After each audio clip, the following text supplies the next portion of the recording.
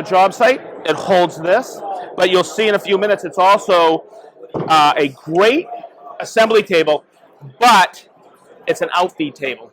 Oh, wow. Because this is your outfeed right here. That's our outfeed. Oh, I love it. Okay, so you're going to see these little holes here. Yep. And then at the bottom you have these pods right here. So those fit in those holes. And I'm just going to grab it by this handle. How heavy are we talking? Okay, so I got 2 batteries on there now. It's 42 pounds with the two. Yeah. Okay. With the 2 batteries, it's 44. Okay. So I'm just going to bring it right into those holes. Just takes me a couple seconds to find that orientation. There we go. You take the latches like this, and you spin it off. Nice. And the first thing you see is everything is inside. So we can go through all of that. Check it out.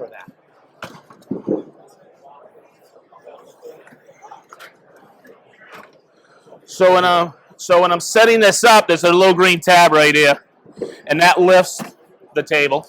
So yep. Does it lower it too? Okay, to lower it, just like this. I use one arm like that. So press this. Press that. Nice. I like it. I like it. 11-inch rip capacity. Okay. So I think the first thing we'll do is we'll do a quick rip. So in here, I'm going to grab the fence. Everything locks in. Just push the tab. Here's your fence. Okay, when you put it in, it's locked here, but there's also a piece that locks on the back. Okay. So what does every woodworker do when they get a new table saw? They lock it in. What's the first thing they do? There's no movement. It is rock solid. And if you need to move the fence... That's because it's locking on the other side. Yes. Too, yeah. You can move the fence forward and aft, whatever. You need to do some repetitive cuts. You can bring it out. Is that your sailing terminology? You're throwing around there? Yes, sir. Forward and aft? Forward and aft. And if you need to use it in the lower position, you can. Because you're ripping something small. And yes. Get your hand in there. Or you have some laminate coming over the top. Gotcha. Okay. I like that. Some options. There's some definite options on it. You know, with Festool, it's the little things. Push stick is right there where you need it. Okay, now, a lot of times people on the job site, including myself over the years, hate these things. They're hard to put on and off. Yep. But on here, there's 2 little lineup lines. Okay, and I just take this, go like this.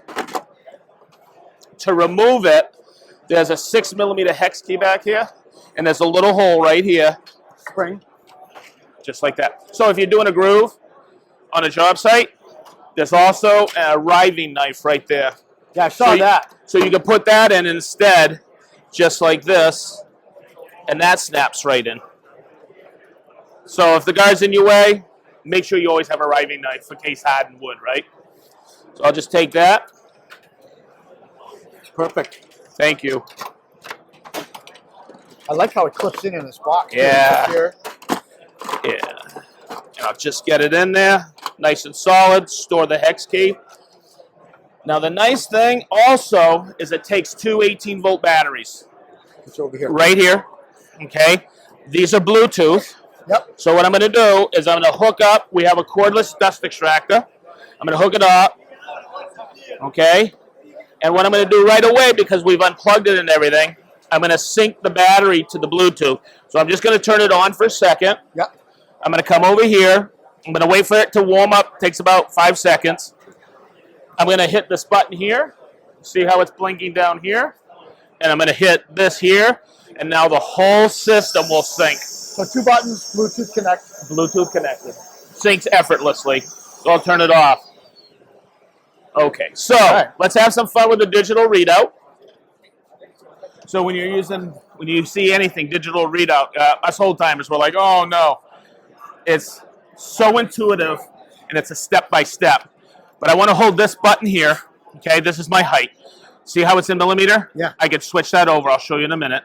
But if I want to go like this, see how I dial this in? Say I take it to 35 millimeter. But what if I want a half?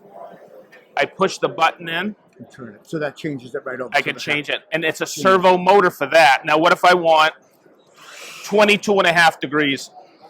I dial it in. Watch the motor. 22.5. Absolutely. But I want that octagonal cut. Push and hold for the 5. Nice. And that is dead on, because you can calibrate the angle if you want, but I've done it once today and I didn't need to. Because if I go like this, I hit that, and I double click here, we have this digital readout menu. The speed is right here. So, of course, 6, right? Okay, I'll hit it. And then you can go down to 1. Why would I go down to 1? Glad you asked. I can put a blade on there for laminate or Lexan, plexiglass acrylic. Lower. The thicker it is, the slower I reduce the melting point of it. Melting. Okay, that makes a lot of sense. Okay, now there's another reason. There's another reason. You can leave it at 6 if you get paid by the job, but if you get paid by the hour, slow it down. Don't tell my guys that. No. You guys cool ears. Okay, so I'm gonna leave it at that. This is the change the saw blade. It's a step-by-step. Calibrating height. Don't really need to do it, but you can. Calibrating the angle. Yeah, that you might want. Yeah. Yeah. Oh yeah. But I could change it from metric. Imperial. Yeah. Imperial.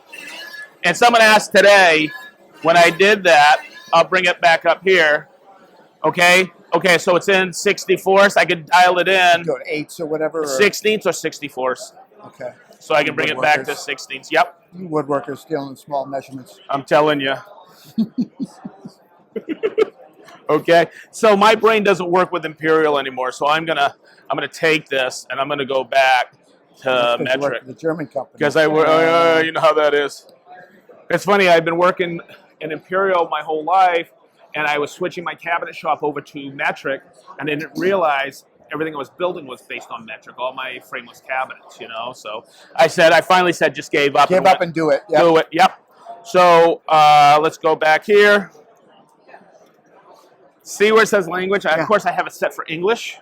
How many languages is it? 22. No way. And I only speak 18, so I got to.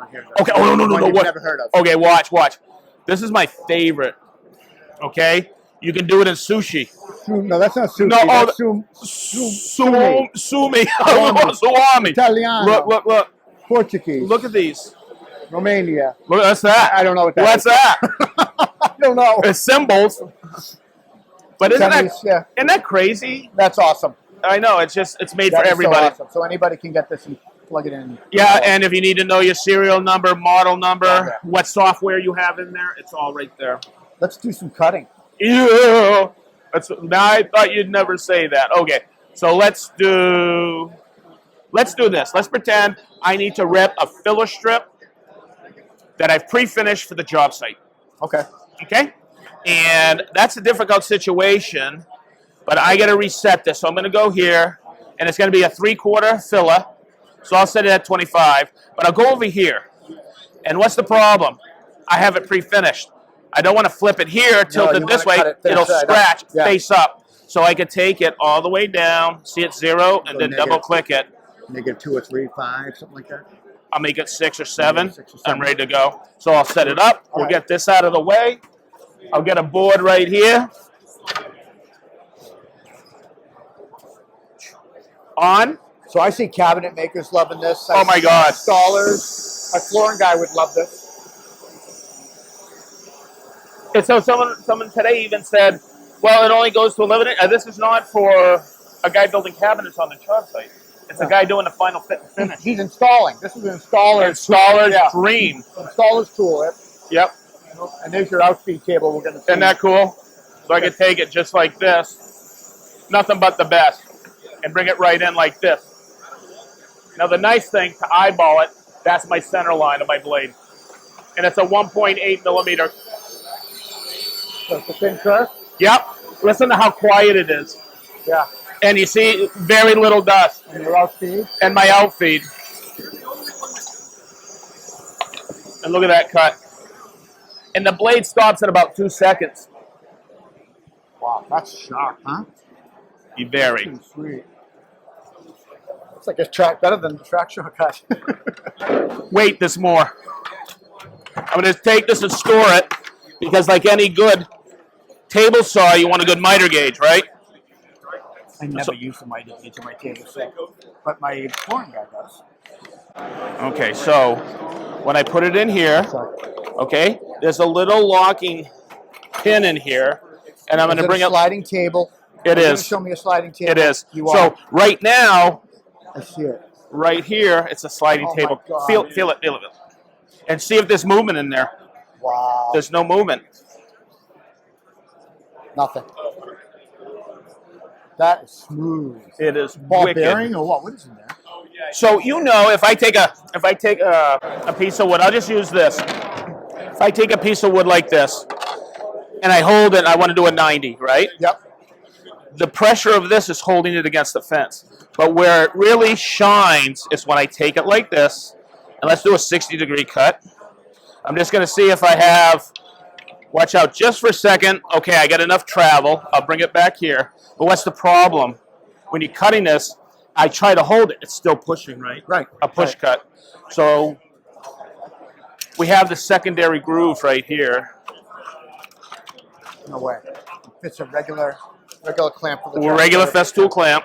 That is sweet. Wow. There you go. Here's the solution right here. Look at that. Oh my goodness. You're not getting that. You're not getting this on the miter saw unless you're doing an acute angle jig or something, or do a circus cut. That's pretty sweet. That's pretty sweet. Also, the nice thing is, I'll always say it about Festool, is I just made, what, 2 cuts? Yeah. A rip, which is a lot of dust on 3/4, and No this, dust. no dust. I don't see any dust on Little the or none. floor, nothing. Little or none, yeah. Yeah. What else can you tell us about this? What kind of runtime? You get all day on this? Huh? You run all day on this thing? Oh, okay, so that's one of those questions I got a lot today Depends on it. how much you're cutting. Depends on thickness of wood, what you're cutting, density of the wood. Okay, so I always will say this. I started this morning at 8 o'clock, and I've been cutting all day. Right. About a half hour ago, I replaced the batteries. They were low.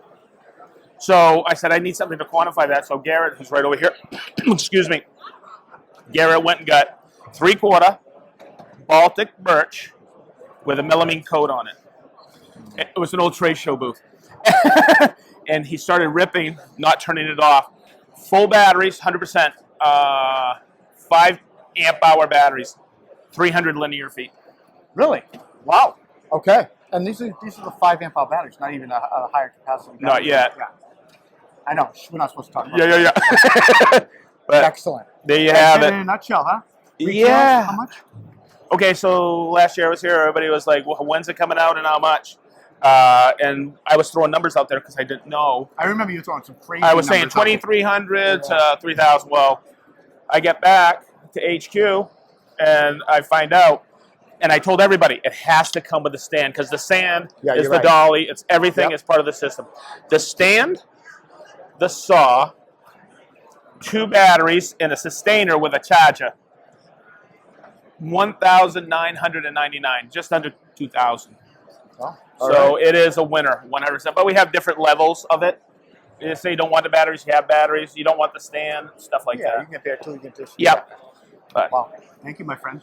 You're so welcome. Okay. Oh, yeah, for sure, Don't brother. forget the tagline. Hey, I hope this helps.